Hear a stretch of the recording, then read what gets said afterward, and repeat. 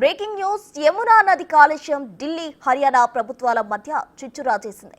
హర్యానాలోని బీజేపీ ప్రభుత్వం ఉద్దేశపూర్వకంగానే యమునా నదిలో పారిశ్రామిక వ్యర్థాలు వదిలి విషపూరితం చేస్తోందని కేజ్రీవాల్ తీవ్ర ఆరోపణలు చేశారు. దీంతో రెండు రాష్ట్రాల మధ్య వివాదం మొదలైంది. ఆ ఆరోపణలపై వాస్తవ సాక్ష్యాలు ఈ రోజు రాత్రి 8 గంటల్లోగా సమర్పించాలని కేజ్రీవాల్కు సీఈసీ ఆదేశించింది.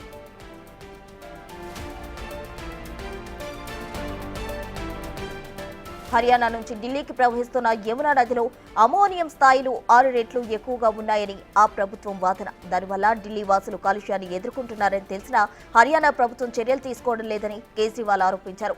ఉద్దేశపూర్వకంగానే పారిశ్రామిక వ్యర్థాలు నదిలో డంప్ చేస్తుందన్నారు. నదిలో విషం కలిపి ప్రజలను హతమార్చేందుకు హర్యానా ప్రభుత్వం చూస్తుందని బహిరంగంగా ప్రకటించారు. ఢిల్లీ సీఎం అతిషి ఈ వివాదాన్ని జల ఉగ్రవాదంగా చెప్పుకొచ్చారు.